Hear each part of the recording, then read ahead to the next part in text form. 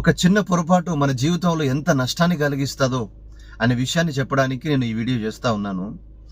నేను ఒక కారుకి ఆయిల్ గారుతూ ఉంటే రిపేర్ చేశానండి. క్లచ్ గన్ను పోయింది, అందులో నుంచి ఆయిల్ లీక్ అవుతూ ఉంది. సరే అని చెప్పి కొత్త గన్ను వేసాను. వేస్తే కూడా అట్లాగే ప్రాబ్లం ఉన్నది, ఆ ఆయిల్ గారుతూనే ఉన్నది. ఎందుకు ఇలా అవుతుందని చెప్పి 2 రోజులు చూస్తే లాస్ట్కి ఏమర్థమైందంటే, చిన్న లాకు ఇంతే ఉంటుంది, ఓరింగ్ అంటారు దాన్ని, ఆ లాక్ మిస్ అయిపోయింది. మళ్ళీ దాన్ని వెతికి వేరే దగ్గర తీసుకొని వచ్చి మళ్ళీ దానికి ఫిక్స్ చేసి మళ్ళీ లాక్ చేస్తే అది సెట్ అయిపోయిందండి. ఇంత పెద్ద కారుకు చిన్న లాక్ మిస్ అయితే బండి ముందుకు పోవడం ఆగిపోయింది.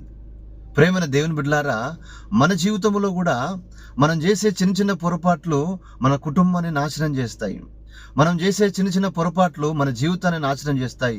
ప్రేమైన దేవుని బిడ్డలారా, ఈ విషయం నేను చూసేసరికి నాకు చాలా ఆశ్చర్యం అనిపించింది. అరే, చిన్న లబ్బరే కదా, అది చిన్నదే కదా, అది లేకపోతే ఈ కారు ముందుకు పోవట్లేదు. ఇంత పెద్ద కారు, ఇన్ని లక్షల కారు అయినప్పటికి కూడా ఆ చిన్న లాకు, ఆ చిన్న రబ్బరు లేకపోయేసరికి బండి ఉండి కూడా వ్యర్థమైపోయింది.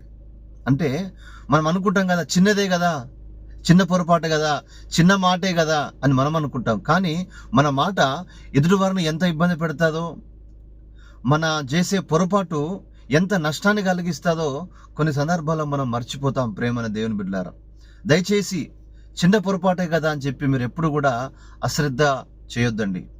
ఎందుకంటే ఆ చిన్న పొరపాటు నీ జీవితాన్ని నాశనం చేస్తుంది, నీ యొక్క కుటుంబంలో నష్టాన్ని కలిగిస్తుంది. అది నేను చూసుకోపోయేసరికి ఏం జరిగింది, 2 రోజులు టైం వేస్ట్ అయిపోయింది. అర్థం కాలేదు ఎందుకు ఇలా అవుతా ఉందని చెప్పి. అంటే ఆ విషయం నాకు గుర్తుకొచ్చేసరికి నిజమే కదా, ఒక చిన్న పొరపాటు ఎంత ఇబ్బంది పెడుతుందో కదా అనిపించింది. కాబట్టి మీకు ఎందుకు చెప్తున్నానంటే, మీ జీవితాల్లో కూడా చాలాసార్లు మీరు చిన్న చిన్న పొరపాట్లు చేస్తూ ఉంటారు. ఇది కారు కాబట్టి పర్లేదు, కానీ జీవితాలు నష్టపోతే మళ్ళీ తిరిగి రావు కదా.